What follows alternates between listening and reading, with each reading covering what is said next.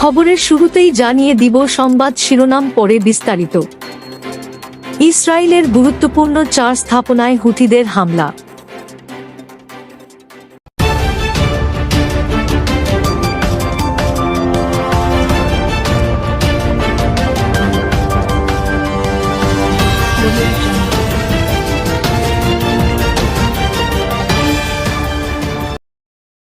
ইসরায়েলের গুরুত্বপূর্ণ 4 স্থাপনায় বড় ধরনের হামলার দাবি করেছে ইয়েমেনের হুথি সশস্ত্র গোষ্ঠী।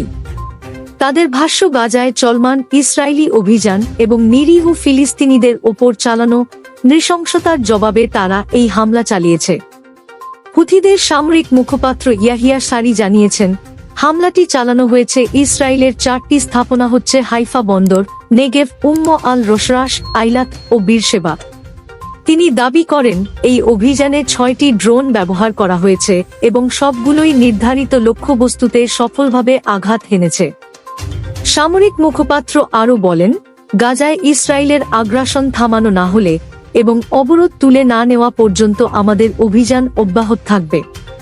তবে হুথিদের এই হামলার বিষয়ে এখন পর্যন্ত ইসরায়েলি সামরিক বাহিনীর পক্ষ থেকে আনুষ্ঠানিক কোনো মন্তব্য পাওয়া যায়নি। হুথিদের হামলার প্রেক্ষাপট তৈরির পেছনে গাজায় ইসরায়েলি হামলা ও অবরোধ বড় কারণ বলে দাবি করা হচ্ছে। গাজার স্বাস্থ্য মন্ত্রণালয় জানিয়েছে, গত 24 ঘণ্টায় ইসরায়েলের হামলায় অন্তত 73 ফিলিস্তিনি নিহত হয়েছেন। নিহতদের মধ্যে 31 জন ছিলেন ত্রাণের অপেক্ষায় থাকা মানুষ।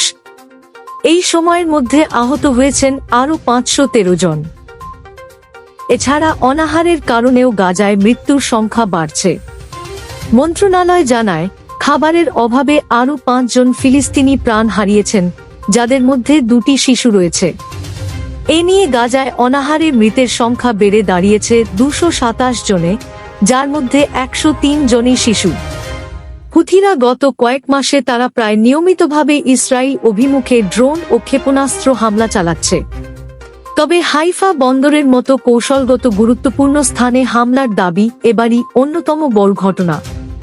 অন্যদিকে ইরানের বিরুদ্ধে অপারেশন রাইজিং লায়ন শেষ হওয়ার 1 মাস পর মাক্কাবি হেলথ কেয়ার সার্ভিসের এক জরিপে দেখা গেছে, অনেক ইসরায়েলি এখনও ঘুমের সমস্যা, ক্লান্তি, ভয়, উদ্বেগ এবং শিশুদের মানসিক স্বাস্থ্যের অবনতিতে ভুগছেন। মঙ্গলবার 13 আগস্ট এক প্রতিবেদনে এ খবর দিয়েছে জেরুসালেম পোস্ট। 100 জন ইসরায়েলির ওপর করা এই জরিপে উঠে এসেছে, অর্ধেক উত্তরদাতা যথেষ্ট ঘুম হচ্ছে না, যা তাদের স্বাভাবিকভাবে কাজ করতে বাধা দিচ্ছে।